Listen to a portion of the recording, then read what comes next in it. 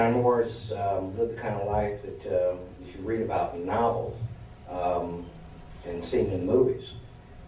He's a decorated veteran of Vietnam, where he flew 57 combat missions. John started his career as an intelligence analyst with the United States military intelligence, and that was in 1967. His 3-year tour of duty with military intelligence included a year in the United States Army Special Forces with the Green Berets. And since 1973, John has been a homicide investigator, private detective, and a radio talk show host. John maintains very close contact with men he served in the military intelligence, going back to his days at the U.S. Military Intelligence School. John offers access to intelligence information few even know exists. John's insider knowledge of the truth behind the deception of global warming is very unique and can help save the lives of those who are here to listen today. Ladies and gentlemen, I'd like to introduce John J.R. Moore.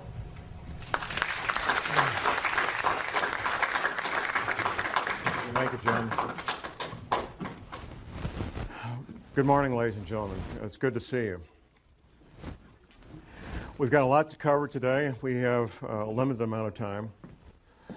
What you'll be hearing in this presentation is a very compact version of what's taking me literally 27, 28 years to learn. I've interviewed dozens of people, read thousands of pages of books, watched a number of documentaries, and still get new information every week on this topic of global warming from my confidential sources. This topic, as far as the U.S. government is concerned, is one of the most highly classified matters that the government deals with. Highly classified and highly compartmentalized. People will sometimes flippantly say, well, an organization like the federal government of the United States can't keep secrets. Well, I assure you that they can keep secrets. Absolutely they can. The example I use is the Manhattan Project. The Manhattan Project was the project to build atomic weapons in World War II. Literally, tens of thousands of people, including my father and my grandfather, both worked on the Manhattan Project. Very few of those people had a clue what they were doing. My father and my grandfather were plumbers, and they worked down in Oak Ridge, Tennessee on the Manhattan Project. Yes, indeed, the government can keep secrets. And this matter of the truth behind global warming is one of the most important secrets that they have. The first thing I'll ask you this question. Would the federal government of the United States of America lie to you? That's the response I expect. Laughter. Of course they would. And they have for decades. Because of what I do and what I do professionally, I interact with people involved with law enforcement, including the FBI. I was working on a project with a couple of FBI agents, and we're having lunch one day, and we'd gotten to know each other a little bit. And I thought, well, I'll ask this guy the question, what happened with John Kennedy when he was shot? Now, the man I was asking, this was not just a run-of-the-mill FBI agent. He was a supervisory level FBI agent. Within a few years of retirement, he's now retired. And I kind of put him in a box because if he told everything he knew, he was jeopardizing his career and his pension. But if he said, John, the Warren report was exactly accurate, then I would know that he was a nutcase because nobody believes the Warren report. So here was his answer. It was a very creative answer. This is from a supervisory level FBI agent regarding the Kennedy assassination. His answer was 2 words. Creative forensics. Now, that let me know that he knew. What every person who's looked at it carefully knows is that the Kennedy assassination was not what we've been told it is. A couple of personal things when it comes to secrets and how military intelligence knows about things before they happen. First week of May, 1967. I'm 19 years old. I'm in a military intelligence school, and I got assigned for a Sunday morning, what they call a dining room orderly. My assignment was to be in the officers' mess where they served breakfast on Sunday morning, stand at parade rest, and whatever the colonels and the majors wanted, if they wanted coffee, I go get it. If they want toast, I go get it. Stand there at parade rest, eyes straight ahead, and just wait on the officers. One colonel is talking to another colonel. Now, this is military intelligence school, and these are field grade officers in military intelligence. First week of May, 1967. One colonel says to the other colonel, you know, those Golan Heights are going to break loose any day now. First week of May, 1967. What happened 4 weeks later? The Six-Day War. Yeah, they knew. They knew. Fast forward just a few months, September 1967. Now, I see some folks in here old enough to remember the Tet Offensive of 1968 in Vietnam, end of January 1968, which took place only 2 months after General Westmoreland gave his famous light at the end of the tunnel speech to a joint session of Congress, December 1967, where General Westmoreland told the joint session of Congress that Viet Cong were defeated on the battlefield, could no longer mount a credible offensive. I get to Vietnam in 1967 in September. By the end of September, I knew about the Tet Offensive at the end of January 1968. 4 months before it happened, 5 months before it happened. I knew about it, and I was getting ready for it. Everybody else found out the last week of January 1968. You better betcha, the people in military intelligence, they know about things before they happen. I know about things before they happen, even now, because I've maintained my contacts inside military intelligence. What you're going to learn today is known by the major world governments. I doubt the president of Zimbabwe knows what we're going to talk about, but the heads of England, Canada, United States, Russia, China, they all know, and they're making preparations. The Vatican knows, and I have some local connections there that I know about the Vatican and what they're doing. The Fortune 100 companies, they're getting ready and being prepared. My first-hand awareness began in year 2000. Two different men, friends of mine, they were both researchers. They approached me and they said, John, there's this thing that's going to happen. We're not sure about the date, but it's going to happen. When it does, there's going to be abrupt climate change. There's going to be 200-mile-an-hour winds. There's going to be massive tidal winds. And I said, yeah, sure, give me a break, you know. But I knew these men well enough that I trusted what they told me, and I went to a confidential source and I said, check this out. I need to find out if this is true. And my confidential source, a friend of mine, he says, oh, John, you know, that's silly. That can't be real. But he trusted me and knew me well enough to check it out. He gets back with me a few weeks later, and he says, John, it's exactly what you said it is. It's coming, it's going to hit us, it's going to hit us hard. And there's going to be 200-mile-an-hour winds. And there's going to be massive tidal waves and earthquakes and all the rest of all the things that you said. That was in the summer of 2000. Here we are 9 years later. Today being March the 29th, 2008. My research has continued. I've continued to develop my sources and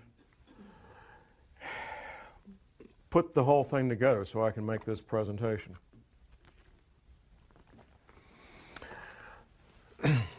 I've got copies in the lobby that I'll make available for anybody that wants it. It's the Department of Defense study done by a private think tank about abrupt climate change. Now, the Department of Defense spent many thousands of dollars to have this private think tank put this paper together. And I've got a quote from this, and this, what I've got out here that you can get is the open source unclassified version. The classified version I haven't been able to get my hands on. But here's the first paragraph of that paper by Peter Schwartz and Doug Randall.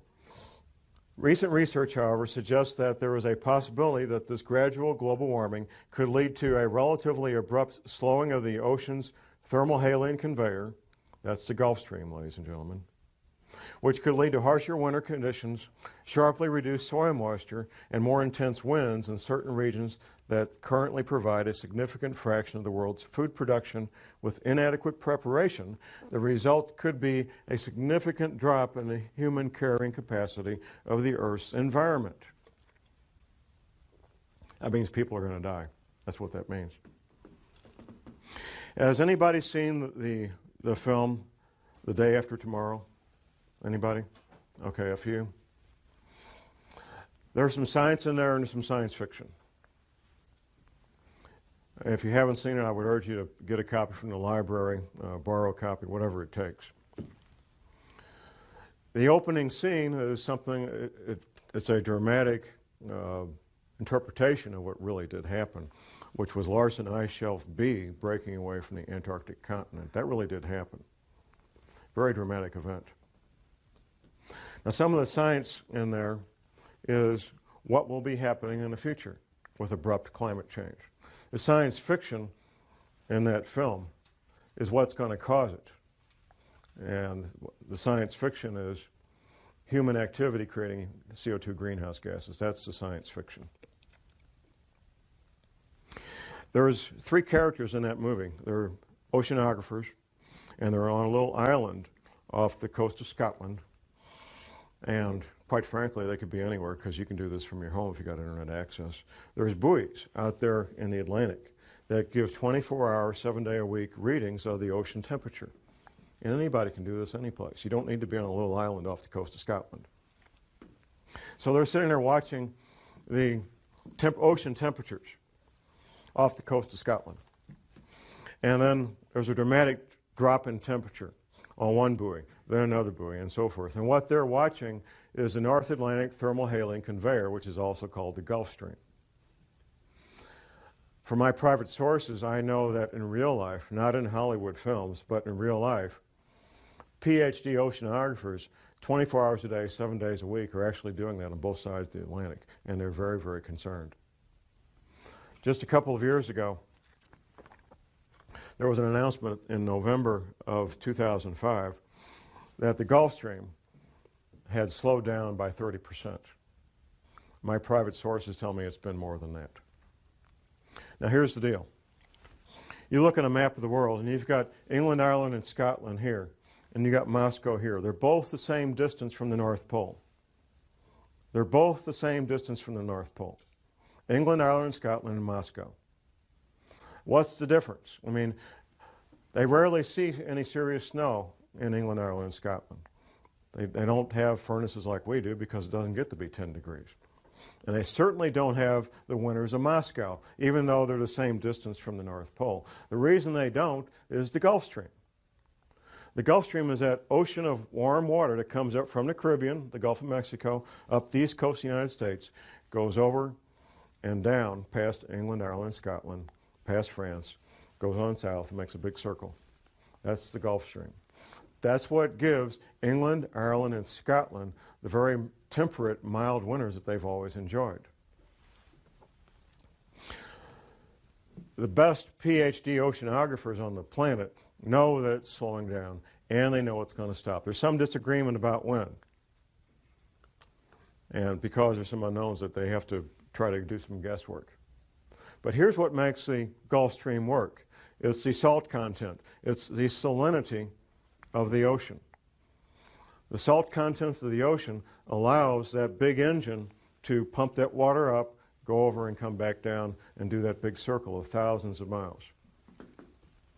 The salt content is changing because of melting freshwater ice in Greenland and melting freshwater ice in the Antarctic. Now, the melting ice at the North Pole doesn't make any difference because that's floating salt water. So it doesn't make any difference. It doesn't change the sea levels, it doesn't change the salinity of the ocean. This fresh water being introduced into the ocean is reducing the salinity of the ocean. That's slowing down the Gulf Stream, and at some point it will stop. 3 years, 5 years, 20 years, I can't tell you when. And the best PhD oceanographers on the planet can't tell you when. They can tell you it's about to happen, though.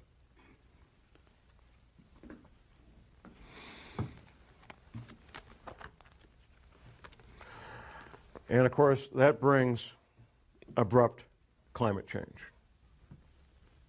What does that mean? Well, it means they have to turn their furnaces up a little bit higher in England, Ireland, Scotland. I wish it was that simple. When you're in the construction business, and I've been around the construction business, my family business was plumbing, you learn certain things. You learn certain things about infrastructure. You learn where the frost line is. You bury pipes below the frost line. And all the pipes in England are buried below what they call their frost line, which is probably 6 to 10 inches, because they don't have any real winters there. The frost line here is 18 inches in Missouri. The frost line in Moscow is probably 2 to 3 feet. So, all the infrastructure in England is built to deal with winters that they're not prepared to deal with. All the infrastructure there. The same thing's happening in Alaska right now. In Alaska, we've got the permafrost melting.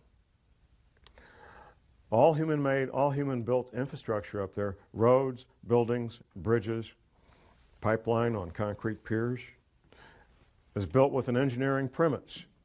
The engineering premise is that the permafrost will always be, guess what, permanently frozen. Permafrost, permanently frozen. Guess what, it's no longer permanently frozen. And the bridges, the roads, the buildings are all starting to do this. In fact, it's become a full-time job on the pipeline to go back to those concrete piers and straighten them back up. That highway that goes from Washington State to Alaska they built in World War II, that was built on top of the permafrost. It doesn't have a foundation like what we have here. As I started tracking this matter of abrupt climate change and rising ocean levels, I incorporated into casual conversations with people I knew and came in contact with. I was having lunch one day with a friend of mine. This friend is a veteran of the U.S. Navy Submarine Corps. And I was talking about what would be causing this, because I did pretty quickly learn what would be causing the rising ocean levels and abrupt climate change. And my friend starts telling me what he heard at a classified U.S. Navy briefing. And he went on about how the Navy had told everybody in the submarine corps about rising ocean levels and what that would mean, and why Navy retirees should consider moving to the Arkansas, Missouri Ozarks, because the Navy was telling, and is still telling these men, that the Arkansas, Missouri Ozarks are one of the known safe havens when all these events take place. Later that night, I got home and I was thinking about our conversation, and something occurred to me that hadn't occurred to me while the two of us were together. And it occurred to me that we were talking about the same thing. I was talking about the cause, and he was talking about the effect. At that point, I also remembered a map that a patient of my wife's a chiropractor, had brought in and showed my wife back in the mid-'80s, of what North America would look like after the oceans rose to their new levels. Now, at the time, I thought, this lady needs a tinfoil hat real bad. That's the only thing I could think of. It was a beautiful full-color map done by a psychic. But I always remembered the map. I have a very good memory about things that I choose to remember. And I thought about this map, and I called my friend on the phone, and I said, I got this map. I want to send it a copy of it. I got a little copy I found on the internet, 4 by 4 inches. So I sent it to him by email.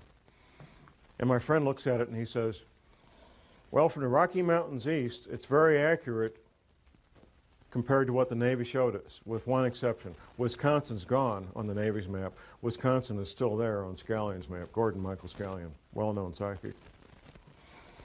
And from the Rocky Mountains west, it's not even close to what the Navy says, not even a little bit close.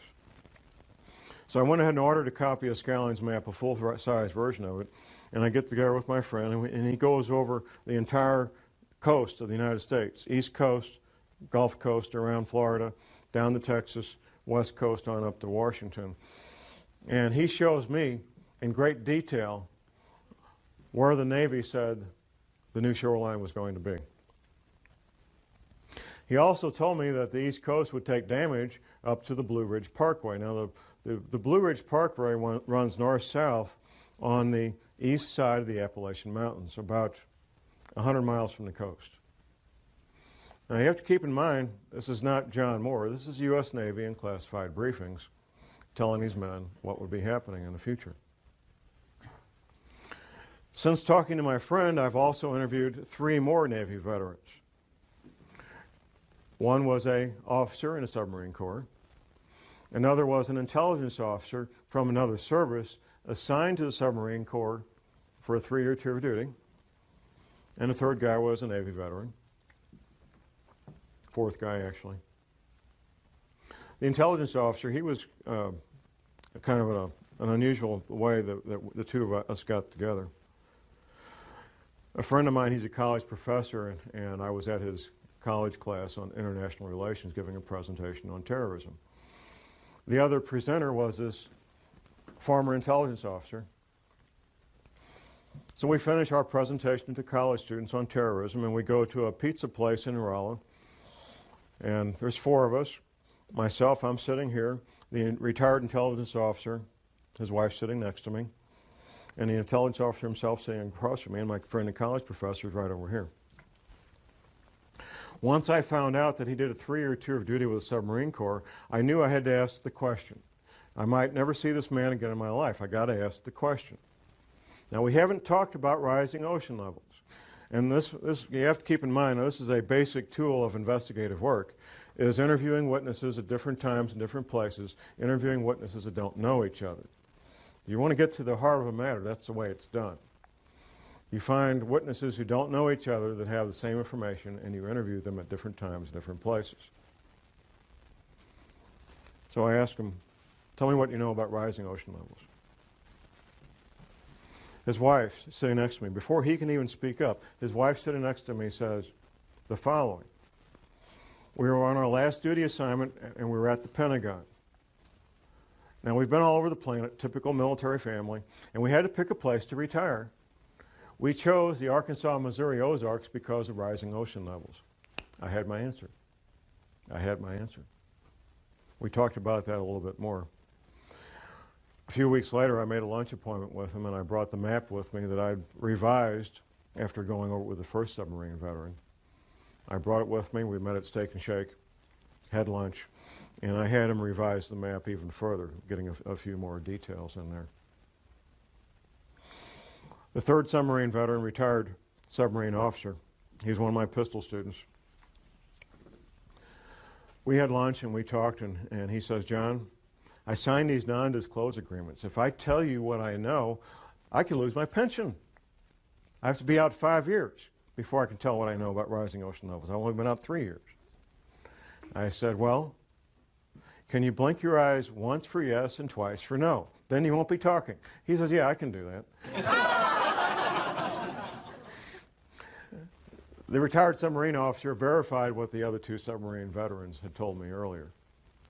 Word for word, detail for detail. And he also, this is the third man who had chosen the Arkansas, Missouri Ozarks for his retirement home.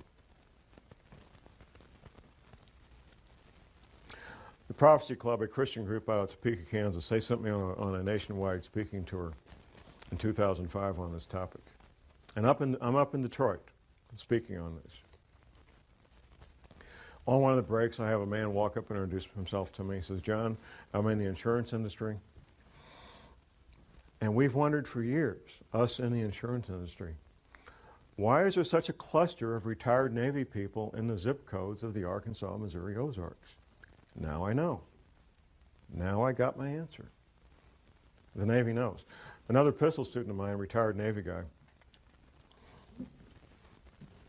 I said, what's the altitude of your new home? He told me to the foot the altitude of his new home. How many people can do that? Almost nobody.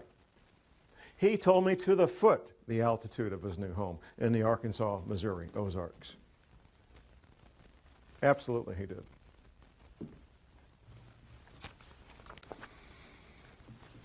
How many planets are there in our solar system? 9? Okay. NASA. Never a straight answer. NASA. July 29th, 2005, announced the finding of the 10th planet, named Xena. Do a Google search. They did. Don't take my word for it. NASA announced the finding of the 10th planet, named Xena, 29th of July, 2005. Parade magazine in the Sunday newspaper. It was the front cover of the January 15th, 2006 edition.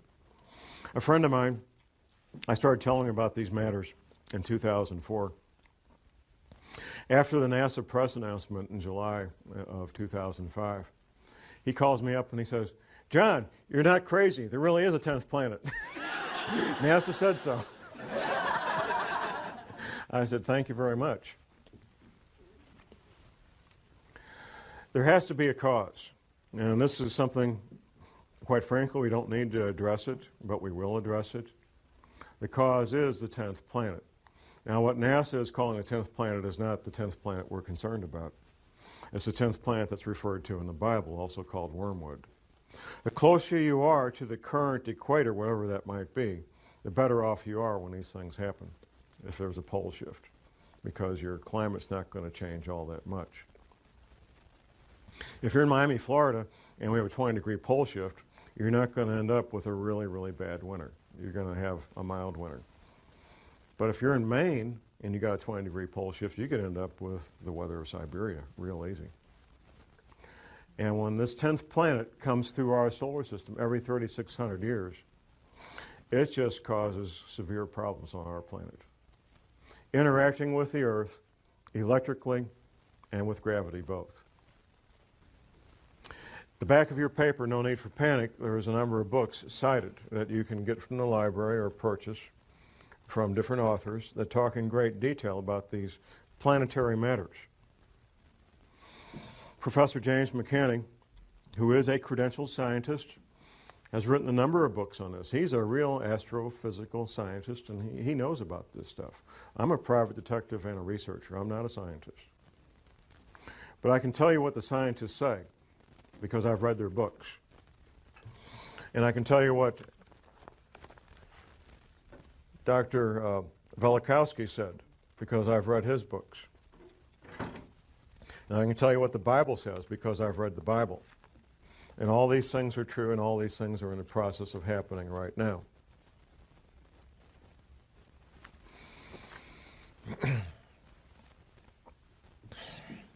It took me a while to figure this out, for the following reason. All these Navy veterans, they were all told about abrupt climate change and rapidly, violently rising ocean levels. And I was trying to figure out, and I finally figured out in the past 12 months, where is all this water going to come from? Because the men that I was interviewing, they were in the audience, like you guys. They weren't the scientists. The Navy just told these men in these classified briefings what would be happening. They didn't tell them how or why. They didn't need to know. But they told them what would be happening. They told them that these oceans would become violent and have massive, violent tidal waves that would wipe out all areas near the coast. Up until last year, I was thinking, oh, melting ice at Antarctica, melting ice at Greenland. But how could it melt that fast? Well, it can't melt that fast, even with what we're going through. It turns out the answer was right in front of me all the time. There's a quote from Velikovsky that I'll be reading here in a moment when we get to it. It turns out that the knowledge is something all oceanographers know, and a lot of people in geology departments in every university knows. There is a bulge of water at the equator. Now we're talking about sea level here. Sea level is measured at Cornwall, England. It's a couple hundred years ago, England was kind of running things when it came to oceans, and they got to pick where to measure sea level, and they measured it they got a big rock. There's a line there. That's sea level. It turns out that sea level varies as much as 494 feet up and down from that rock in Cornwall, England. Now that's like a 50-story building. I mean, it's a lot of water. And there's a bulge. of literally millions of cubic miles, 1 mile by 1 mile by 1 mile, cubic miles. Millions of cubic miles of water bulge at the equator of this planet. It wasn't common knowledge for John Moore, I found out. It's not common knowledge for most people. It's held in place by two things, the rotation of the Earth and gravity. Anything that changes our true north, our pole, by more than just a couple of degrees will cause that water to be disrupted. And there's a technical term for it, slosh. And there's records locked up in bones and stone of this having happened in the past. Velikovsky talked about it extensively in his books. Talk a little bit about this water damage. You have a map in your handout. Now, from Washington, D.C. to Boston is basically one big city. Since World War II, that's what it's become. One big city. All that's going to be gone. Going down the coast to Atlanta and down to Florida. Florida, the highest point in Florida is on the Panhandle, 55 feet above sea level. Florida's finished, except for a small part of the isthmus, maybe. And that's a big maybe. Gulf Coast, Alabama, Louisiana, Mississippi are pretty much going to be gone. In fact, the new mouth of the Mississippi will be at the current Arkansas-Louisiana state line, a couple hundred miles up from where it is right now. Going down around the coast of Texas, Texas will take damage about 100 miles inland. California will take damage 25 to 100 miles inland, depending on a couple of things, the level of the altitude above sea level and seismic activity. On up the west coast to Oregon and Seattle, all coastal areas being damaged 50 to 100 miles inland. And once again, seismic activity is going to play a big role in what happens. Locally in the Midwest, we have something called the New Madrid Seismic Zone. Once the Mississippi River becomes 50 to 100 miles wide, the U.S. Navy, not John Moore, the U.S. Navy says it will trigger at least 3 9-point-plus earthquakes on the New Madrid seismic zone. Southern Illinois will basically be one large swamp. In fact, southern Illinois is already pretty swampy. If you fly over the Mississippi River right now, you can see where the river used to be. You can see where its banks were at one time. A much, much larger river than it is now. Since you volunteered, you're going to get the chance to be, well, hard about lab rats and guinea pigs. Clyde's going to be our guinea pig here. This first product is spectricide, insecticide. Now, there's a point I'm going to be making here, ladies and gentlemen, and here's the point. Sometimes secrets are hidden in plain sight. If you can't keep it in the file cabinet locked up, sometimes you have to hide them in plain sight. Now, this stuff will kill all these, I mean, pretty much any kind of bug there is. Okay? And it says here, if you swallow it, you should call poison control. I mean, that's reasonable, right? Okay. Now, I've got a Q-tip here.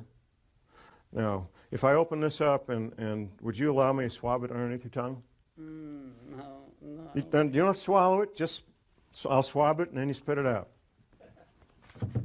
Would you go for that? I don't think so. Okay. I'm scared of that. Okay. This is a smart man here. Now I've got 2 more products in the box there. And they also have insecticide in them. In fact, I'm going to read what the effects are of this. If you get this stuff in you,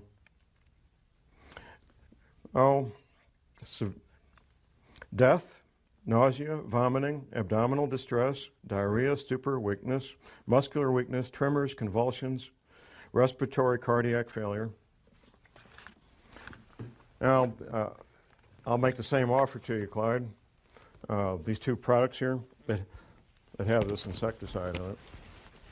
Just a little swab underneath the tongue. I think I'll pass. You pass on that? Okay. Now, these. I don't trust medicines. Well, this isn't medicine. This is, Well, this, I meant some of the stuff is, now it says right on here, just like the insecticide, it says if you swallow the product, that you should call poison control. Because, in fact, this insecticide and this product, they can't sell it as a separate product as insecticide anymore. It's too dangerous. It used to be. I mean, 40 years ago, they would sell it in pure form for insecticide, but it's too dangerous to even let loose in the environment anymore. But here's the two products right here, Colgate and Crest. yeah, fluoride. Yeah. Sodium fluoride is one of the most hazardous, one of the most dangerous substances known to man. And it says right on the box, right here, that if you swallow it, you should call poison control. That if you swallow it, you should call poison control. That if you swallow it, you should... But what about a little swab under the tongue? Yeah, You already told me you wouldn't do it. no, they get into your system. There's lots, especially for children, there's lots of medications that it says put under the tongue. Because that mucous membrane instantly puts it in your bloodstream. Instantly. Hiding in plain sight. That's the point. Thank you, Clyde. And here's your copy of your book. If I can get it without knocking off everything here. Thank you, sir. We appreciate your help. John? Hiding things in plain sight. That's the point. If you can't keep it locked up in secret, you hide it in plain sight. Colgate and Crest, there's probably more of that toothpaste sold than any two brands in the country. And it says right on the box that if you swallow the product, you call poison control. First time I did this, it was live on the air on a radio show. And it was a live call-in show. This lady calls in about a half hour after I made this little presentation. And she says, John, I went to my medicine cabinet, and it says right on the tube, just like you said, call poison control if you swallow it. Here's a couple of things that are hiding in plain sight to make this point. We've all heard of the Catholic Church and the Vatican. Of course, the Vatican and the Catholic Church is a country. A lot of people don't think about it, but it is a country. They have their own postage stamps, for example.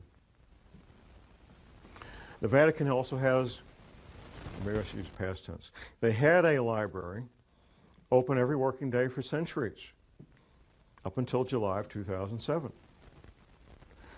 Now Rome is, 80, 100 miles from the ocean, from the Mediterranean Sea, but it's not very high above sea level.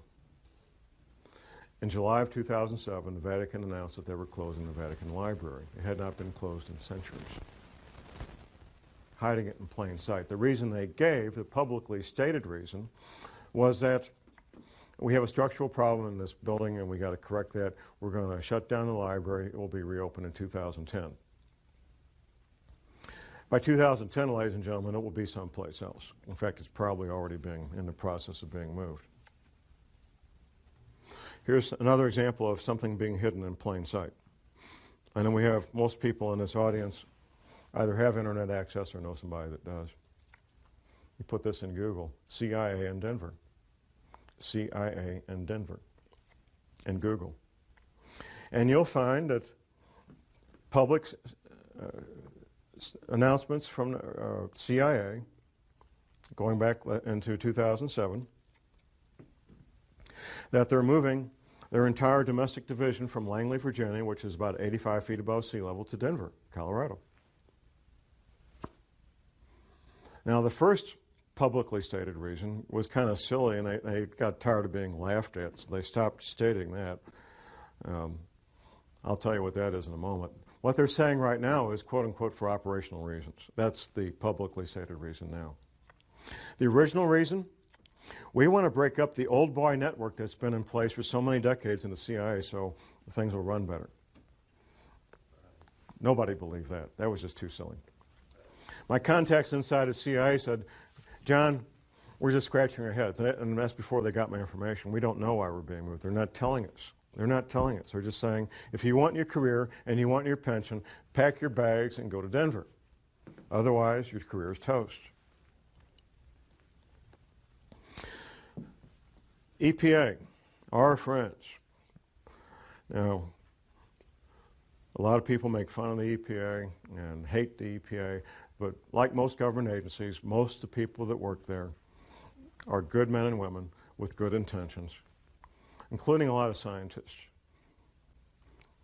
The EPA had a library, past tense, until 2007.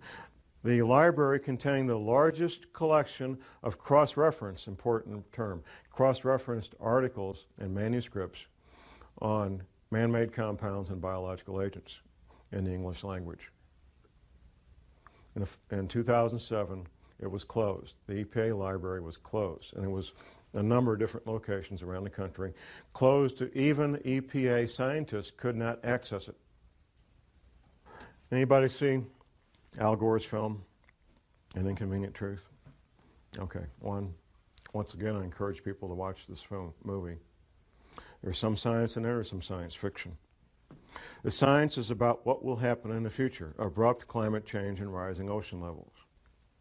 The science fiction is what's causing it. It's not man-made greenhouse gases, like he says.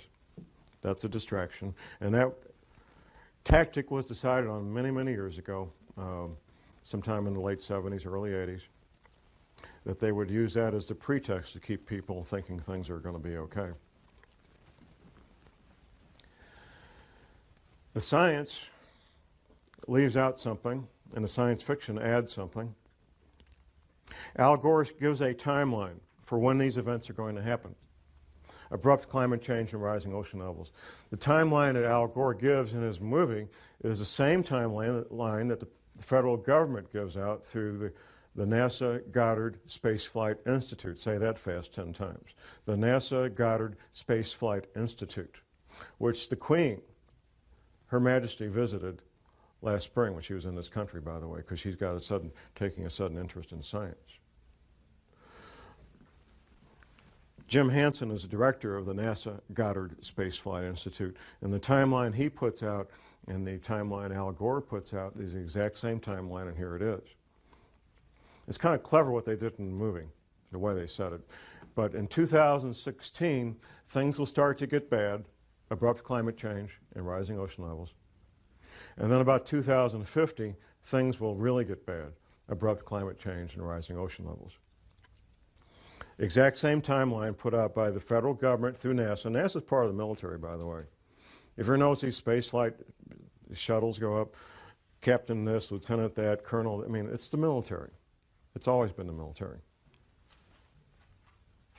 That's the official timeline put up by the federal government. Now, the real timeline. I found out through my confidential sources what the real timeline is, and I found out why they're doing what they're doing right now, moving the CIA from Langley, Virginia to Denver right now. These relocations, which you could call evacuations, are ongoing right now, due to be complete in December of 2009, about 21 months.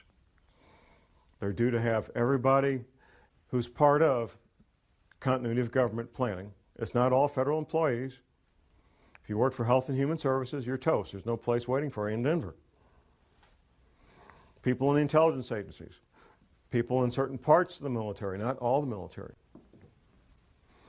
The scientists, the engineers, the doctors that they want to have in these shelters when everything breaks loose. That's who's being relocated, that's who's being sent to these shelters. These shelters are literally hundreds of millions of your tax dollars where people can live and work and have hot showers and pizzas and video movies for years without ever leaving the place and be quite comfortable. There's other things that could be happening in the next couple of years. Those of us who research these matters and share these concerns, we all know that there's multiple agendas proceeding forward, and that what we sometimes refer to as a New World Order, which will be basically corporations running everything, banks and corporations, they fully expect to come out on the other side of this intact. A fellow radio talk show host from my station, he lives down in northwest Arkansas, not far from Walmart headquarters. He says, John, I get plain brown envelopes with no return address sent to me from people that work inside there at middle and upper management levels, giving blueprints of the shelters that Walmart's built for their people. They expect to come out on this. Another friend of mine was working with a Catholic group here in St. Louis. And his job was to help set up military-grade radio communications between the Vatican group in St. Louis and the Catholic group in St. Louis, and the Vatican. Military-grade, two-way communications. We're not talking 10-4 good buddy CB stuff. The real military-grade radio communications. The agendas of the people that control the world, the international bankers and the Fortune 500 and so forth, is to have a planet with far less people on it than there is now, either inadvertently through these earth changes or by design, through World War III, a flu pandemic, or a severe economic collapse leading to societal disruption, or all three happening at the same time. These are all matters that could be happening in the not too distant future. What's going on right now? In March of 2008, well, the first 2 months of this year, of 2008, we had 400 tornadoes. I refer to what we're living in right now as phase one. Phase one is where normal commerce takes place. We can have our careers, interact with our families and our social events that we normally do, and life appears to be normal. The powers that be are using phase one to finish their final preparations. This shelter I talked about here at Weldon Springs, Missouri, it took almost twice as long to build it as they anticipated. They kept running into the various problems that any construction project has, but they got it built. And they're using these remaining months to finish up whatever final preparations they need to get their people in place and get moved. Phase two will be when these earth changes events, abrupt climate change, bizarre weather, earthquakes, tidal waves, all become so numerous that they become daily news. In fact, when I meet people out in the street, almost everybody comments on how bizarre the weather has become. And that's pretty much a topic of daily discussion. The government, the powers that be, will claim that these bizarre weather-related events are related to global warming. And when they're happening, that we need to start cutting back on our creation of CO2 greenhouse gases. In fact, on the way in this morning, I heard that we had our first ever, today, we had our first Earth Hour. In Sydney, Australia, we had our first Earth Hour where they turned off the lights in Sydney, Australia for 1 hour to get people to think about global warming. Since I've been watching these matters the past 9 years, I watched it incrementally become a bigger and bigger media event, up to the point where Al Gore got the Academy Award for Best Documentary in 2007. Then it was like, we're off to the races.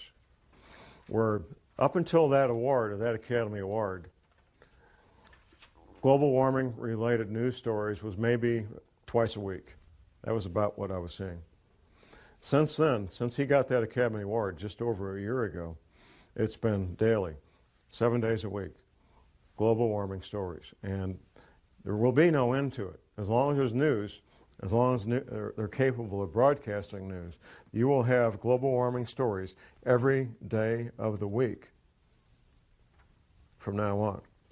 As these events become more severe, you're going to hear more and more men with lab coats from NASA talking about global warming being caused by human activity and that it will be better and everything's going to be okay, so you can go back to your baseball games and go back to work Monday morning. Things are going to be fine. That's phase 2. Phase 3 will be a relatively short period of time. It may be a matter of a few days, maybe a week. It won't be long. At some point, people will realize that things are very strange and very dangerous, and they'll start doing things they normally wouldn't do. Say, for example, you're a professional, self-employed, or you have several people working for you. Half the people in this country work for small businesses. Many of the owners of those businesses are financially well off that they could lock the door and never go back. They love what they do, and that's why they go to work every day. I've heard any number of people tell me, they say, John, the government doesn't want to create panic. That's why they're concealing this. No, the government's not concerned about panic. What the government's concerned about is business owners making very rational, very logical decisions that I'm locking the door and I'm out of here. No panic whatsoever. That's what they're fearful of, because that would shut down the economy if enough of them did it. They want to keep these people in the dark as long as possible.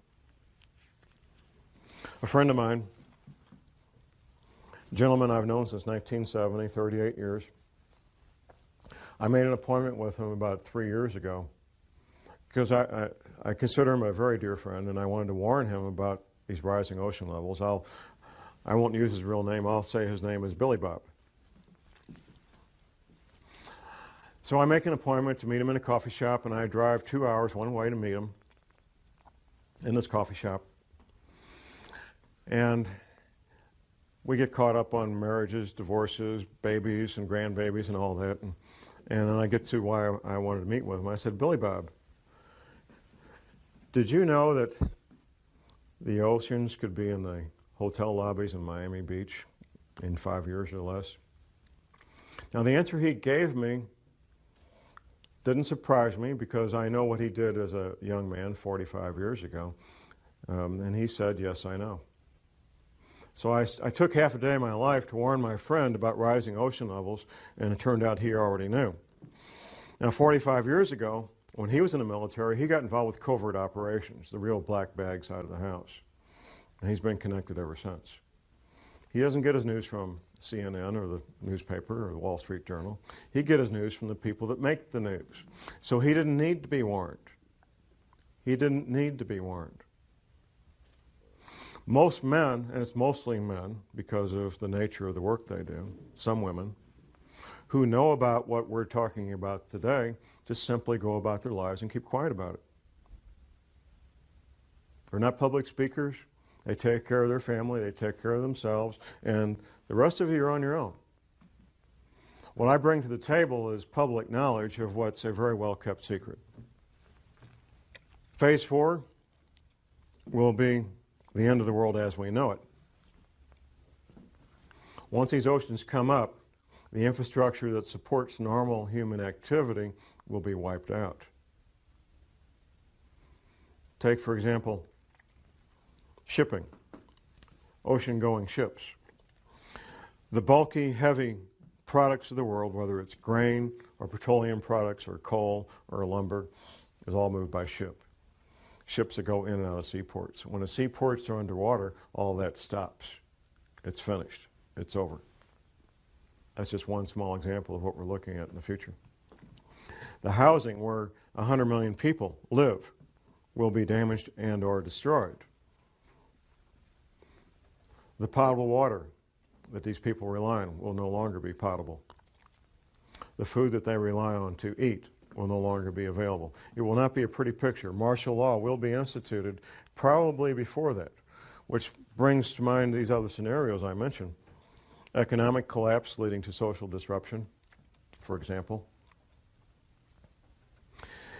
If things get bad and there's what appears to be a need for martial law related to rioting in the streets over economic collapse, people don't have jobs, can't buy food, people will probably go along with martial law under those conditions because it would appear to be the right thing to do. It would look like a way to get things back to normal. So people will go along with martial law under those conditions. If, however, Martial law is instituted because these oceans are coming. Nobody's going to pay attention to that. They're going to get out of Dodge. They're going to get out of Dodge. They're going to be gone. And martial law or no martial law, they're going to be gone. If martial law is instituted and there's a lockdown before that, then they'll have a better chance of maintaining martial law. I've lived under martial law for a year in Vietnam. What are you looking at? You're looking at curfews. The curfew could be from 10 o'clock at night to 6 a.m. The curfew could be 24 hours a day. They're under 24-hour curfew right now in parts of Iraq, I understand. Restrictions of sales of firearms, ammunition, and alcohol. Rationing of fuel, rationing of food, potable water rationing, possibly rationing of electricity. We've seen that in Iraq a lot, depending on what's going on. Martial law is not a fun thing to be part of or live under, even if you're part of the occupying force, because it changes your life. Got some interesting questions that we'll go through one at a time here. It was pointed out to me that I talked about the evacuation timeline, but didn't talk about the timeline about when things would be happening. The original evacuation timeline was to be complete December 2010. Now, when you're moving literally tens of thousands of people, their spouses, their children, their pets, their household items, it's no small thing. It's a massive logistical problem. And one of the problems the government has is that this object, this 10th planet, has been acting like a comet, and it's coming up from the south, which is why we can't see it. It's coming up from the southern hemisphere, from the South Pole. It's been speeding up and slowing down. That's what a comet does. When it gets a tail and starts interacting electrically with our sun, it starts speeding up and slowing down. Well, they discovered they had to move up everything to be complete by 2009, by the end of 2009. It's not a specific date as in March the 1st or July the 10th or anything like that. It's not a specific date. It's a time frame. The time frame is 2010. That's the time frame. That's why 2012 is a distraction. Those of us who were involved with the preparations for Y2K, who were observing and watching what was going on, we noticed that almost nobody did anything until 1998. And then in 1999, when most people did something, whether it was buy a case of bottled water or whatever it might have been, or extensive preparations, that was done in 1999. The government knows this as well. So that's why they've pushed these dates on us of 2012 and then later in the century, because they want to distract people.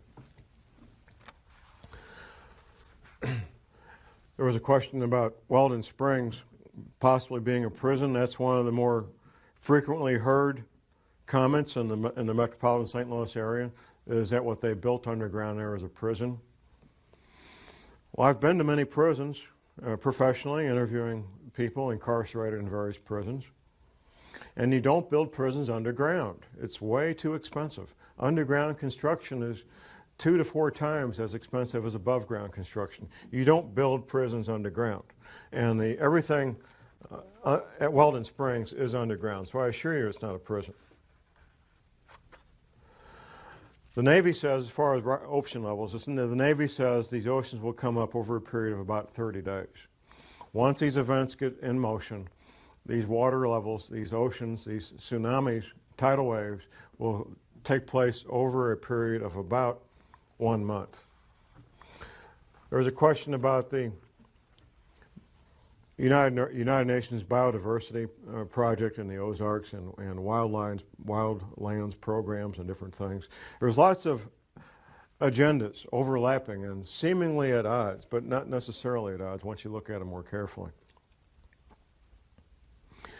The powers that be want Africa, for example, to be a continent with almost no people to pretty much become their playground where they can recreate and observe the animals in the wild. And it's rapidly headed that direction between disease and war. Any place where people can survive and live independently, they want to control it. That's, in my opinion, the reason behind all the attention being given to the Ozarks and these United Nations biodiversity projects that they got going on.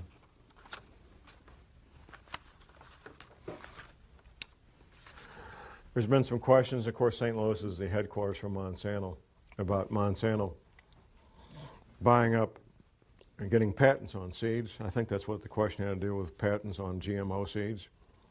And they do. There has been farmers prosecuted, not prosecuted criminally, but sued civilly for inadvertently having genetically modified seeds blow into their fields, and they inadvertently have plants growing that they didn't buy the seeds for.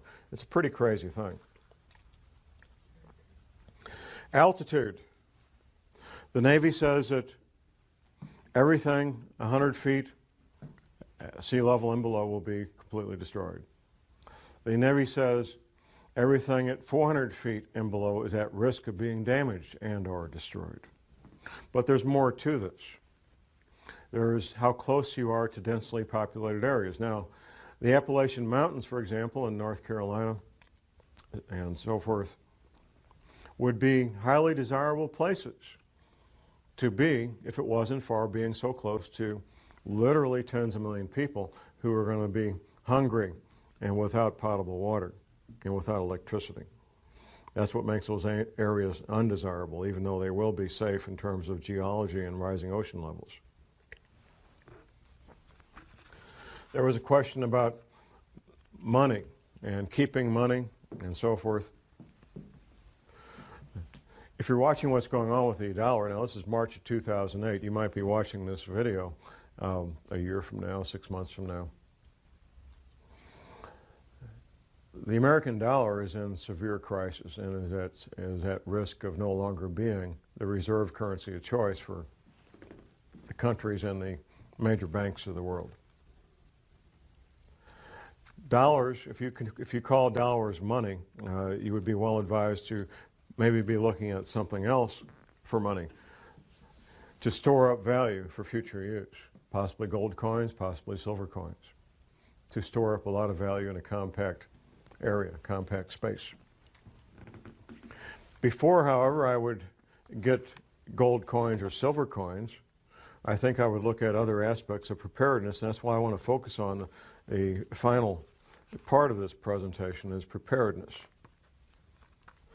On my radio show, I told my audience in the summer of '06 that I would no longer focus on the geopolitical matters. I'm with Republic Broadcasting, and they have a number of excellent talk show hosts that talk about the geopolitical matters nationally and internationally all the time quite well. That John Moore would focus on preparedness.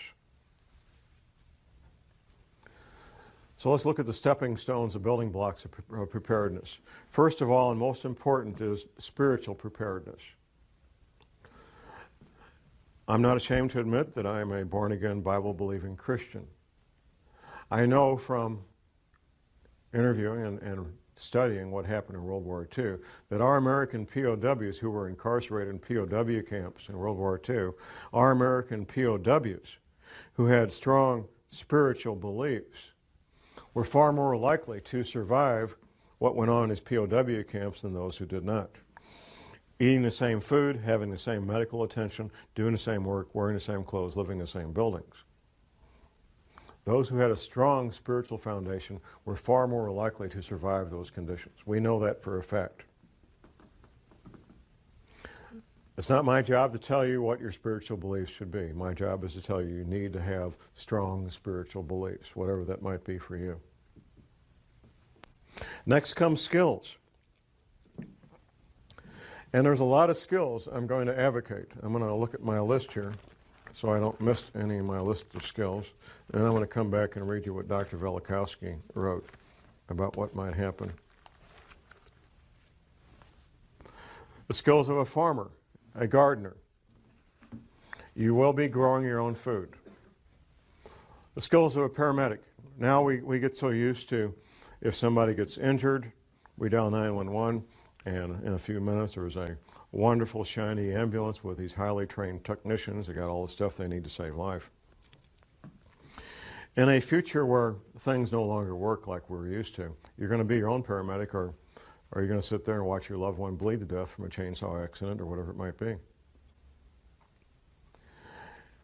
An EMT course is one semester at your local junior college, maybe $100, $200, and you'll know more about emergency medical matters than 99% of the people in this country. One semester at your local junior college. You don't need to worry about passing a test unless you intend to be a paramedic or EMT. You don't need to worry about taking a test at all. You want to learn the skills, and you want to get a kit equal to your skill level. Now, the paramedic training is three more semesters of college on top of that first one, and then you'll have a skill level almost equal to a medical doctor when it comes to emergency medical treatment. The skills of a ham radio operator. Now, I've been in places, I've been in combat, and I know what it's like not to know what's going on. This book that I offer on my website, Emergency Survival Communications, excellent book. It's written for people who don't know anything about radios.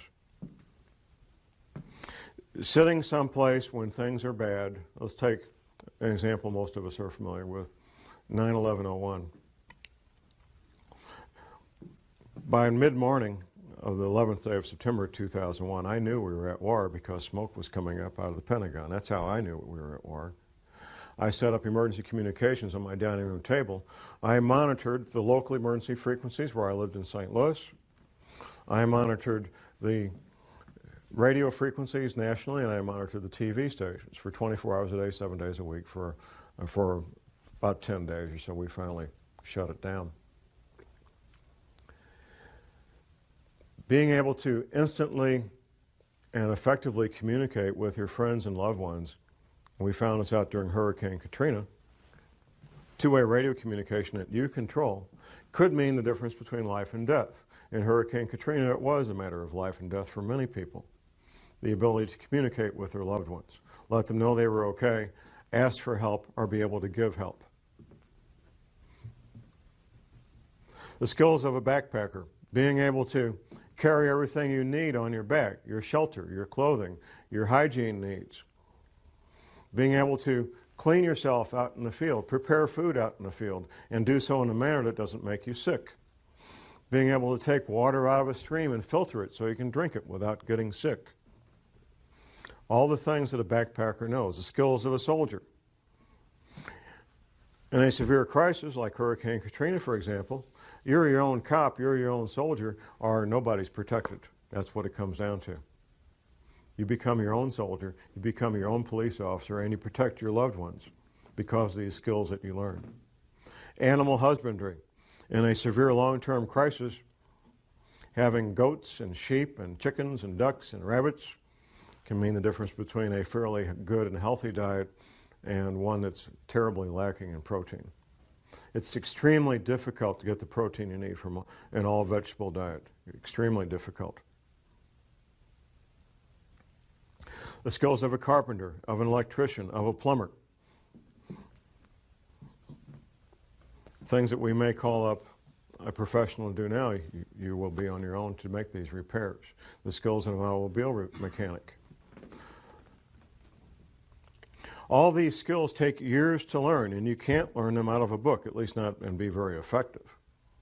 There's some things you can learn out of a book, but without practical application, you're just guessing at how this stuff works.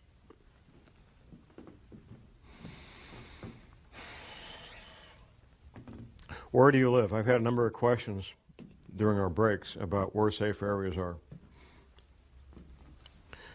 The Arkansas, Missouri, and Ozarks are one of the known safe havens. That's basically the bottom third of Missouri, not counting the Boot Heel, and the top third of Arkansas, not counting northeast Arkansas. That flat area where they grow rice. That's not considered part of the Ozarks. It has Altitude, it's well above sea level, averaging 800 to 1,000 feet above sea level, some places a little lower, some places a little higher. A moderate winter, at least for the time being. I hope that continues. Good growing season as a consequence of that. Plenty of water, no shortage of water at all. And distance between where you will be and major metropolitan areas. The two largest metropolitan areas being being St. Louis and Kansas City. A friend of mine, one of the submarine veterans, lives in Mountain Home, Arkansas, very near the Missouri border. He says, John, we have all these people from Chicago moving down here. All these Chicago cops. Maybe they know something, huh? If you're choosing a place to live and thrive during a severe long-term crisis in the Ozarks, you may think, well, myself and my spouse, we can do this. Then I remind people who are considering that of the number 168. 168 hours in a week, and in a severe long-term crisis, somebody's going to have to be awake 168 hours a week. Because no people can do that, I suggest that at least 6 adults come together and decide to shelter as a group. I also suggest that people have at least a 2-year supply of food. Professor McCanney, in one of his books, his 60-page pamphlet about surviving Planet X, he mentions the possible future need, to establish a new calendar. It goes something like this. If there would be a pole shift, it would change the seasons, it would change the calendar. In fact, within recorded history, the calendar has changed from 360 days to 365 days. This has happened in the past. If it changes more than 3 or 4 weeks, though, here's what could happen. You could plant your seeds at the wrong time. If you plant your seeds at the wrong time and you can't go to the grocery store to get food, this could be a life-threatening situation. So you need to be able to know when the time to plant is so you don't plant at the incorrect time and end up losing all those valuable seeds. That brings to mind another matter that's in plain sight, the seed banks that are being built. There's some notoriety earlier this year in 2008 about the seed bank opening up in Norway. As close to the Arctic Circle as you can get and still have what might be considered normal human activity built into the side of a mountain. A seed bank where they can store all the seeds from all the plants on the planet, apparently. So they're hiding that in plain sight. Now I need to go back to Dr. Velikovsky's quote here. Dr. Velikovsky was a medical doctor, and he wrote several books about these matters. And he was hammered on mercilessly. One of the things Dr. Velikovsky did was reconcile calendars, like when you reconcile your checkbook. And it's the nature of professionals in all professions not to talk to people who don't do what they do. You know, lawyers typically don't talk to doctors, and archaeologists who study Egypt don't talk to archaeologists who study China. And nobody had ever done this previously. And it's not easy to do, reconcile calendars from these ancient cultures. Dr. Velikovsky made an observation. There is a passage in the Bible. The Israelis are having this battle, and they need a few extra hours to win this battle. And guess what? They got a few extra. Their day was a few hours longer. You know the quote, Jim. Quote, but I know. The incident, right. Now, typically when we study the Bible, if there's something we can't understand, we just say, well, God's just trying to make a point. You know, this really didn't happen. That's what we do. Up until fairly recently, that's what we had to do with the incident with the Israelis fighting this battle. Well, God was trying to make a point that he had the power to do this. It really didn't happen. Well, it turns out we now know scientifically how that could happen, and the only way it could happen. For the Israelis to get 3 or 4 hours more daylight, the only way that can happen is for the planet to roll over in space, giving those extra 4 hours.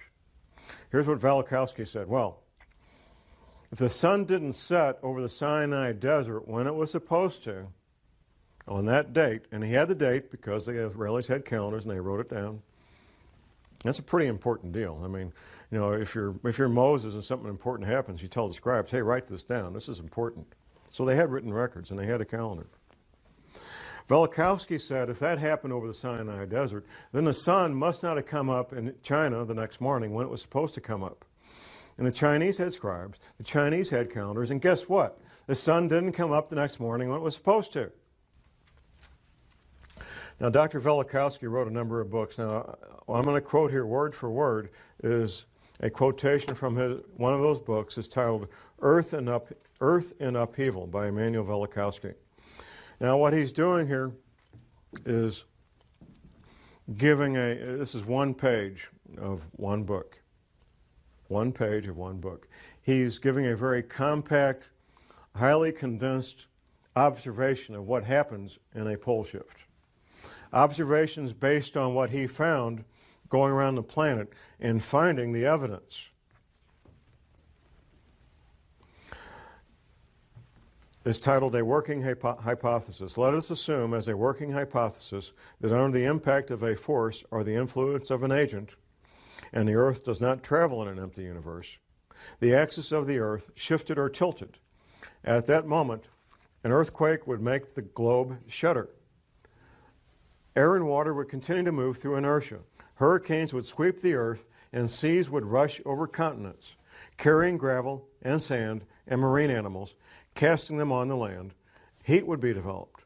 Rocks would melt, volcanoes would erupt, lava would flow from fissures in the ruptured ground and covered vast areas.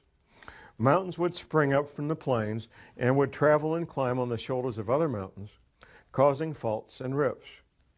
Lakes would be tilted and emptied. Rivers would change their beds. Large land areas with all their inhabitants would slip under the sea.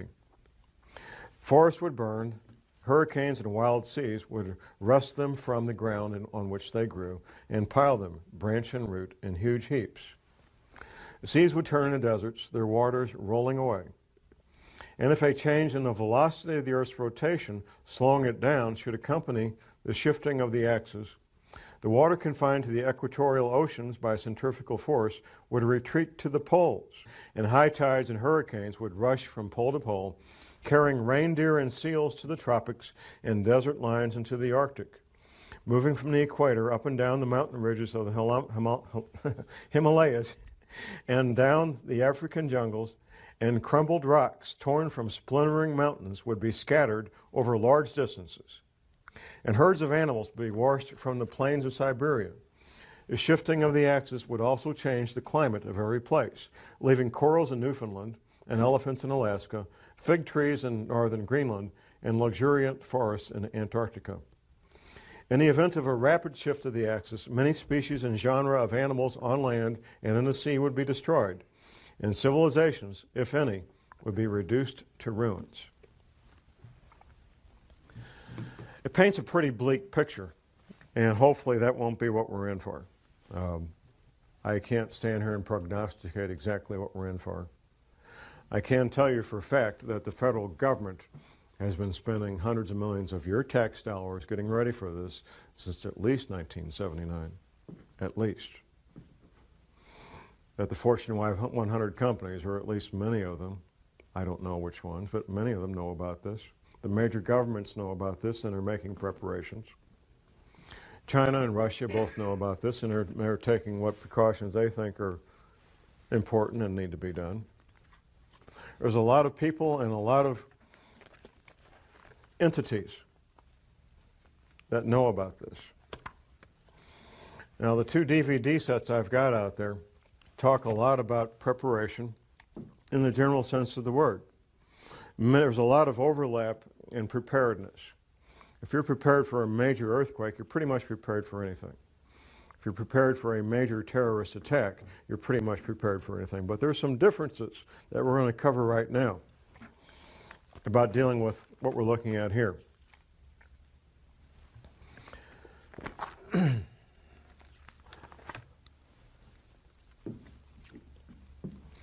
Anybody here watch Little House on the Prairie, Michael Landon? Okay. Okay. Life on the Kansas prairies in the 1880s, 1890s. In the 1880s, 1890s, we had a complete working infrastructure in this country where goods and services were produced and delivered. Commerce took place. We had a postal system. We had law enforcement. We had the military. We had medical care. Bulk goods were produced and delivered and transported, none of which used internal combustion engines. None of it. None of it. No internal combustion engines. It was all people power, animal power, and steam power. That's what made that infrastructure work. Well, ladies and gentlemen, we may be going back to the 1880s and all that infrastructure is gone. Steam engines are pretty much in museums and not available to the rest of us to use, although I'm working on that. Horses, there's a lot of horses around, most of them for pleasure use, not many would be used to or are suitable for pulling heavy wagons, although I guess they could be adapted for that. And what wagons do we have? That whole infrastructure of cargo wagons pulled by horses is pretty much in museums too. Sailboats, bicycles, steam-powered cars, steam-powered boats, steam-powered tractors. That's what we'd be looking at eventually. On my website, you'll see steam engines built by Mike Brown. I'm working with another manufacturer who's doing something nobody's ever done that we're aware of, and that's fabricate complete steam electric generating sets mounted on a flatbed or an enclosed trailer where it's all one package. So if you have wood or anything that burns, and if you have a little bit of water, you can have electricity. And that's a nice thing. Electricity is a good thing. And trying to operate communications equipment without electricity simply isn't going to happen, not very effectively anyway. There are some crank-up receivers that you can get, which I have a couple of them myself. Steam power is the way large amounts of electricity have always been generated. A lot of people don't know this, but this young lady might know here, but a nuclear submarine is a steamboat. An aircraft carrier is a steamboat. A nuclear power plant is a steam-generating power plant. That's the way large amounts of energy have always been made because of the incredible torque and energy you get from expanding steam. So that's hopefully will be available soon where people can get access to steam energy and steam engines. We already can get the engines, but the boilers are the hard part, and the man I'm working with in Minnesota is working on getting these boilers ready to go, and we're right at the cusp of being able to offer those. Getting access to modern medical care, which I don't advocate except for emergency use, and modern dentistry, which I do advocate, could be very difficult, if almost impossible to do in a long-term crisis. If you need pharmaceutical products to live, you need to look for alternatives because access to pharmaceutical products is probably going to be cut off. Getting those concerns taken care of now while you can is an important thing to do. Getting those dental concerns taken care of, stockpiling prescription pharmaceutical products if you need to do that. In a long-term severe crisis, as I mentioned earlier, if somebody wants what you have, whether it's your food or your teenage daughter, you're going to have to be the one stopping that person yourself. That means learning to use firearms and be good with them, being prepared to use deadly force to protect your loved ones. All right.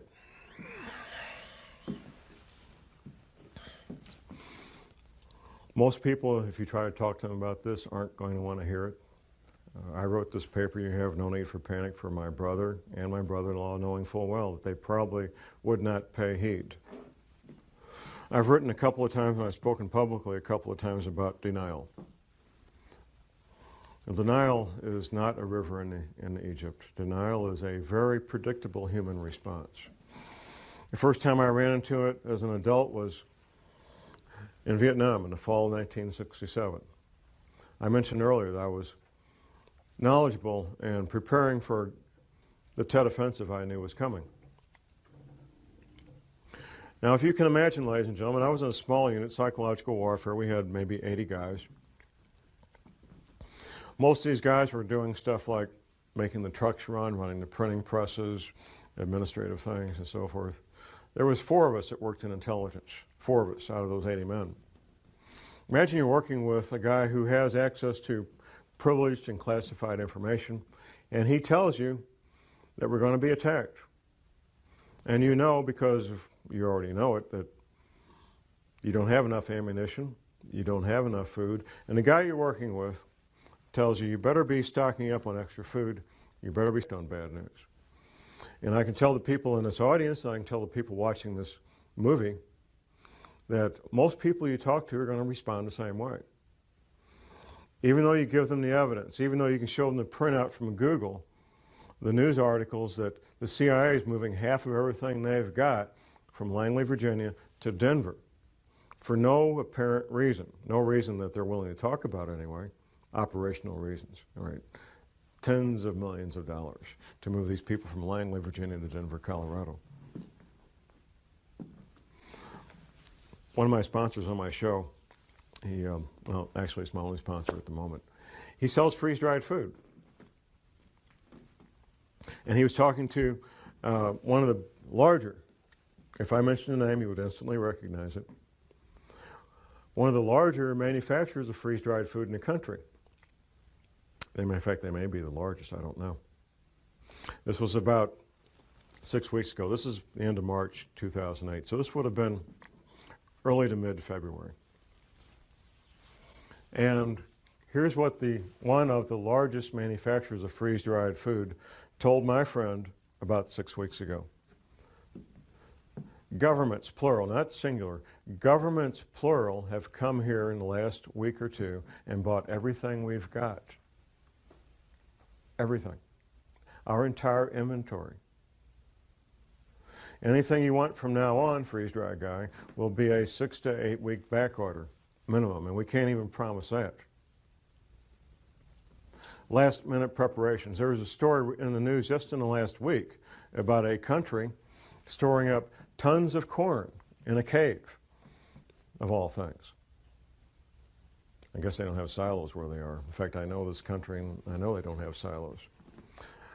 We're seeing some unusual last-minute preparations taking place, and they're happening right now. If I had a better timeline, I would give it to you. I'm not sure anybody has a better timeline. The timeline we know of is enough for me.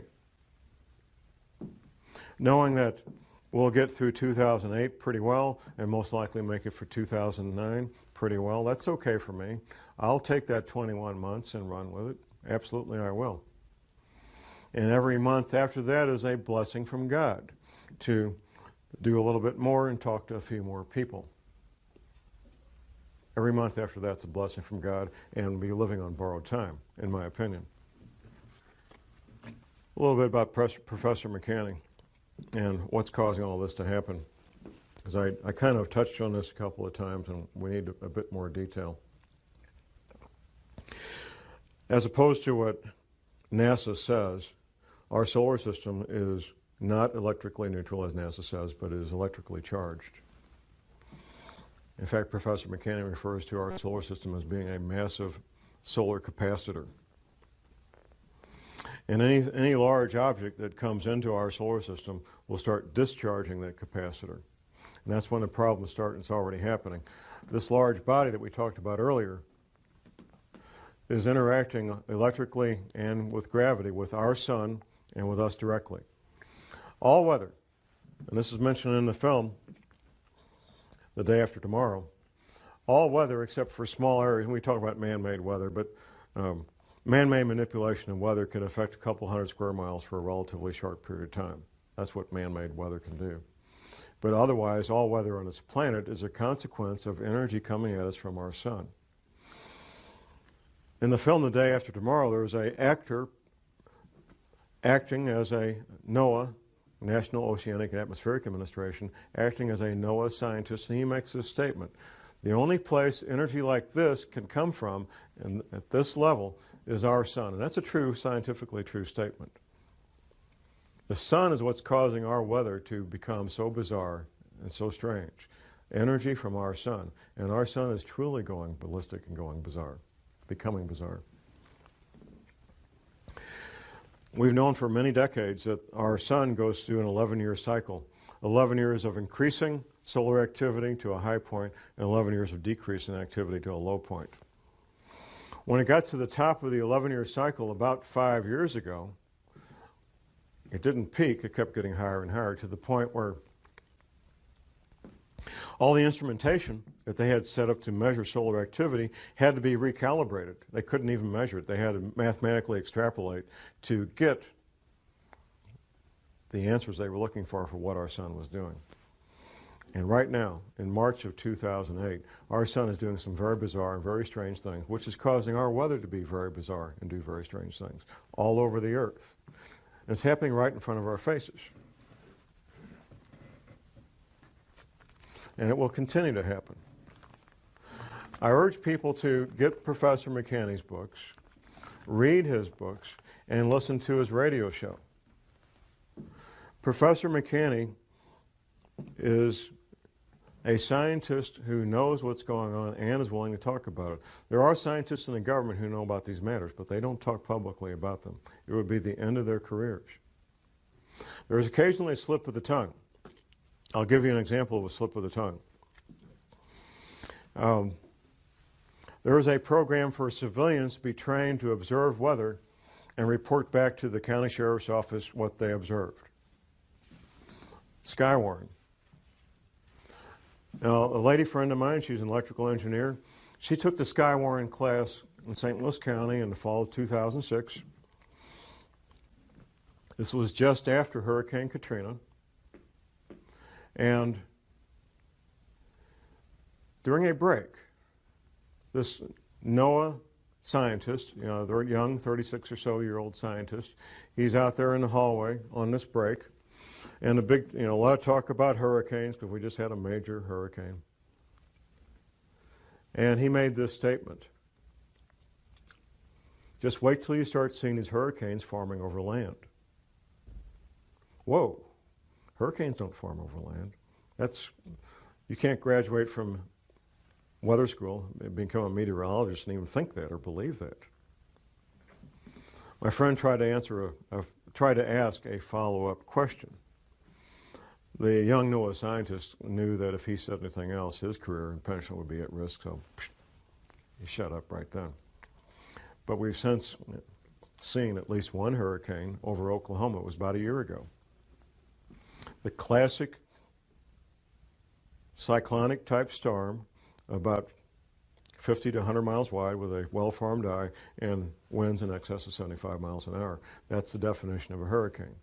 Cyclonic storm covers a wide area with a well-formed eye and winds in excess of 75 miles an hour. Over Oklahoma about a year ago in 2007. One of the things about the modern age is anybody with internet access can watch in real time on radar as these things are happening. And my friends who are involved in construction and any outdoor activity, they watch that radar every day because it affects their livelihood. And tens of thousands of people saw this event, this hurricane over land. Do we have any other questions out there that have been written down and to be handed up front? We don't? Okay. I'll make sure I get over all these questions here. I think I have. Altitudes of safe places. I've touched on this several times, but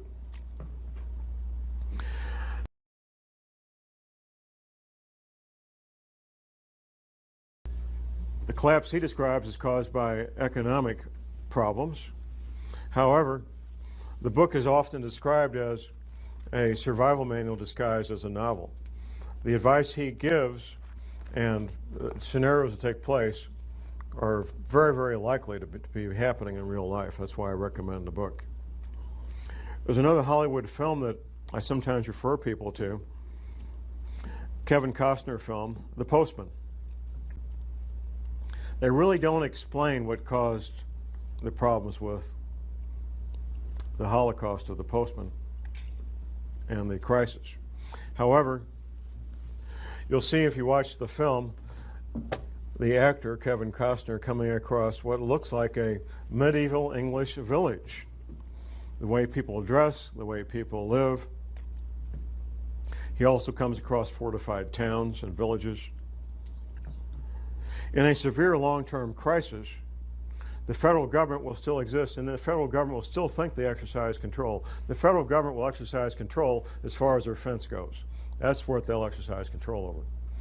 State governments, pretty much the same way. Government in a long-term severe crisis will be at the county level. In fact, up until the Great Depression in the 1930s, that's what government was for most people in this country. And once you get 60 or 100 miles away from these cities, government for most people is still the county government. County government will once again be king of the hill. If there's any services provided by any government, it will be at the county level in a long-term severe crisis.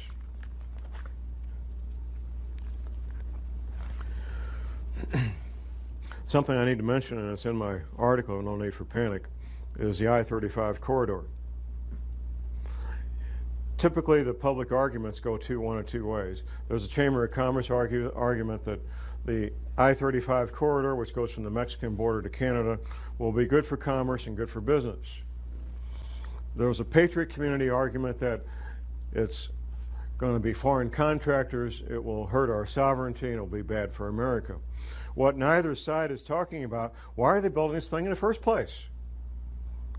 Why are they building a 10-lane highway and 2 rail lines and fiber optics and pipelines in the first place? Why are they doing it? That's not addressed publicly. I believe I know the answer. The reason they're building it, and they are building it right now, is because they're going to need it. The reason they're going to need it is because existing infrastructure that moves heavy, bulky goods is going to be broken, damaged, and destroyed. Right now, that part of the country, by the way, is grain country. Corn, soybeans, and wheat. It's the most productive farmland on the planet. There's nothing else that even comes close. Those heavy, bulky items, corn, wheat, and soybeans, a lot of it's moved right now by trains and by barge, river barge. Well, if the train rails are disrupted and broken, if the rivers are 50 miles wide, you don't have locks and dams on rivers 50 miles wide. They're going to have another way to move the heavy, bulky items through this country. And that's why they're building it. They're building it because they're going to need it. That's why they're building it. They're building it because they're going to need it. They're going to need it because existing infrastructure is going to be broken, damaged, and destroyed. I want to talk a little bit more about communications because it is so essential, and I have to keep coming back to this. Using professional-grade two-way radios is not like picking up your cell phone. It isn't. There's things you have to learn and things you have to know if you want to use and be effective with professional-grade two-way radio communications. A lot of people are hesitant to get one more government authority in their back pocket, and I don't blame you. I don't like to do that either.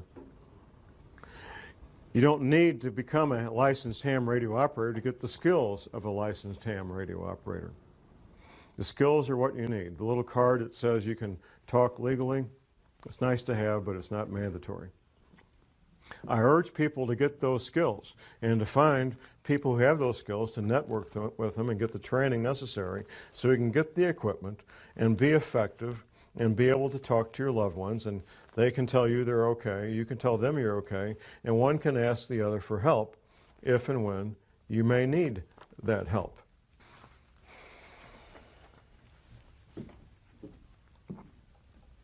The time we've got, I really can't stand here and tell you precisely.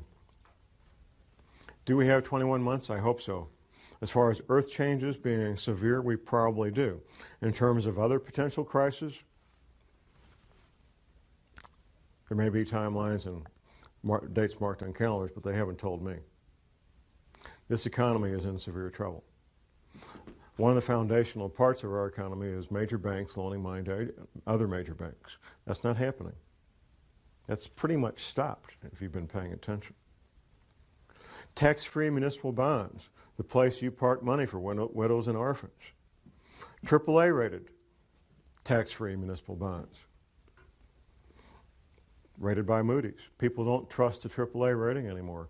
Cities wanting to build new water projects, roads, sewers, whatever it might be, are having to offer 17 and 18% interest to get people to buy their tax-free municipal bonds.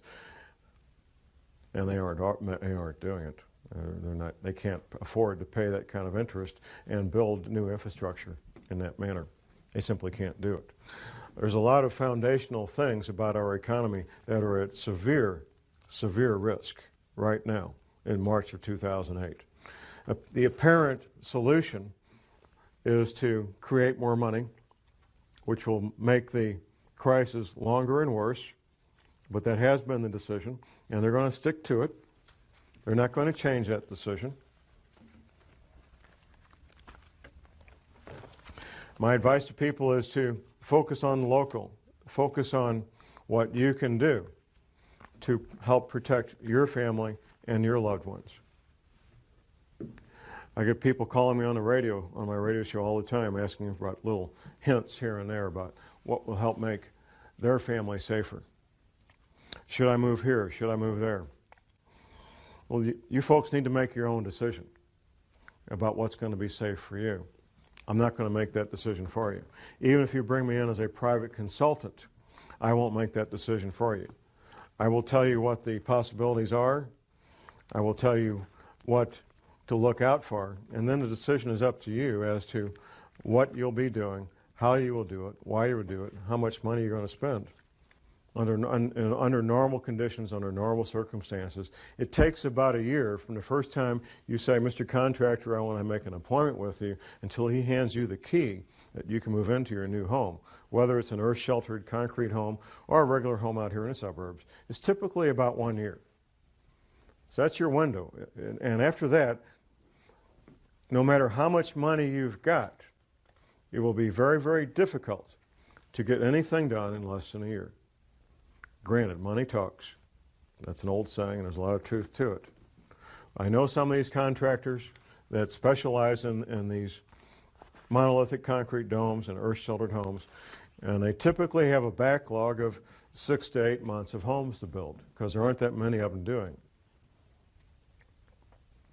Point being, ladies and gentlemen, whenever you folks are out there watching us tape in the future, if you have the financial resources and want to build something, you need to figure on about 12 months from the time you make that first call until the time the contractor hands you the keys and you're ready to move in. There's websites on the handout there, no need for panic, listed at the back. Mr. Rawls, the author of the book I mentioned, he has a website, Survival Blog, and we're going to include some of these websites on the tape here at the end so people can watch them. Survivalblog.com. Excellent website. I highly recommend it. The radio station that I'm on, Republic Broadcasting, has a number of talk show hosts that deal with all kinds of topics. The man on the show before mine on Sunday evening, Sunday afternoon, focuses on preparedness. We have other talk show hosts to talk a lot about health-related topics and, of course, the geopolitical matters. There's a lot of education you can get from listening to talk radio. And I urge people to get as much education as they can in the time that remains. There is a story, and I'm not sure if it's true or not that it matters. And shortly after John Kennedy came to office, he got a private audience with the Pope. And that's publicly documented and well known. It's believed that the Pope revealed some secrets to President Kennedy at that meeting. Because when President Kennedy came back, he started implementing executive orders that had to do with preparedness. Of course, at the time, we were just coming out of the Cold War, and people thought it was Cold War related. Made sense at the time. The Vatican and the Vatican Library has records going back millennia, literally millennia. There's a belief, and it's based on some evidence, and we've all heard this story, about the ancient library at Alexandria, Egypt, and how the Romans burned that library. There's some evidence that when the Roman government did that they took all the valuable stuff, the books on engineering, mathematics, medicine, they took all that back to Rome. And what they burned to heat the Roman baths for months was the books that nobody cared about, old tax records and a bunch of stuff that had been laying around for centuries, literally. They burned that stuff up. Roman government has had an intelligence service like all governments do. They took it back and they kept it. And when the Roman government was about to collapse, the Vatican government took it over, took custody of all those documents from the library at Alexandria, Egypt. And they've had them ever since. They've known, because they've had the records, what was coming at us, both from the Bible and from other written records of other cultures. They've known what was coming at us. And they apparently warned, President Kennedy about what was coming at us.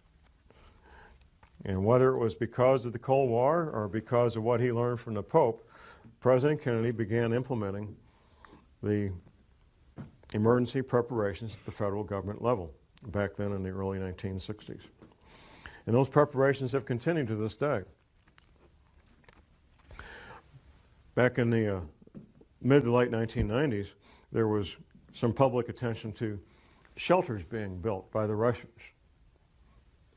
And it didn't make any sense. Well, the Cold War is over, the Soviet Union's collapsed, we got democracy in Russia. Why are they building these shelters that could house tens of thousands of people in the Ural Mountains? They're literally cut the middle of a mountain in the Ural Mountains. Why are they doing that now? It didn't make any sense. Well, now it makes sense. They need to shelter their people too. It's the nature of any large organization to want to take care of their own people. And the Russians, of course, are doing that as well. Talk about the Chinese a little bit. The maps I've seen of what Asia will look like after these ocean levels come up show China losing a substantial part of their agricultural land, the land that they grow food on to feed more than 1 billion people. They're still going to want to do that, even though they've lost all that land. There's a very good possibility, and once again it's backed up by evidence. A friend of mine who's still active in the military, he got on a Black Hawk helicopter at MacDill Air Force Base. This is very recently, the last 3 or 4 years. Flew across the Gulf of Mexico to Mexico, to the country of Mexico, and got off the Black Hawk helicopter at a Russian military base in Mexico. My same friend, when he was in Bosnia, he was liaison with Spetsnaz, the Russian Special Forces. And he says, John, these guys, they speak English with a neutral Midwestern accent, they train with American uniforms, and they brag about confiscating firearms in Bosnia as practice for what they'll be doing in the United States. There is evidence that both Russia and China fully intend to invade the United States and capture the heartland, the grain-growing area. The grain-growing area will be largely unaffected by these earth changes unless Yellowstone blows its top, which that would take out about 1/4 of it, more or less. Otherwise, the grain-growing area of this country will be largely unaffected, and that's still very special. It's still very important. The ability to have hundreds of thousands of acres that can grow corn, wheat, and soybeans. Extremely important. The information I'm getting from private sources tells me that both the Russians and the Chinese are doing the logistical planning, the logistical stockpiling that I'd be doing. If I was planning an invasion, I'd be doing exactly what they're doing. Pre-positioning supplies in Mexico and Canada. That appears to be exactly what's going on. As we all learned from watching the first Gulf War, it took a better part of a year to move in all the logistical things that we needed to fight a war, and then about a month to cycle the men in these large transport planes. So that's what they're doing, ladies and gentlemen, based on the information that I'm getting from my private sources. I don't know what else I can tell you. I've answered every question that I'm aware of. If more questions come up, you've got my phone number on the front of my article there, no need for panic.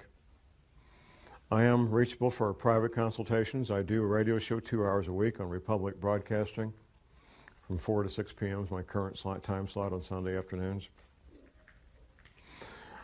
My passion is to help people be safe. I've seen the consequences of not being prepared. I've seen violent death firsthand. I've smelled the bombs. I've seen the bleeding bodies. I've heard the screams of the people dying in agony. And it's not a fun place to be. My passion is to see people be safe. And I'll do anything I can to help people be safe and be prepared. That's my passion. That's why I'm up here doing this. And with that, I will ask that God bless you all and that God bless this country. And thank you very much.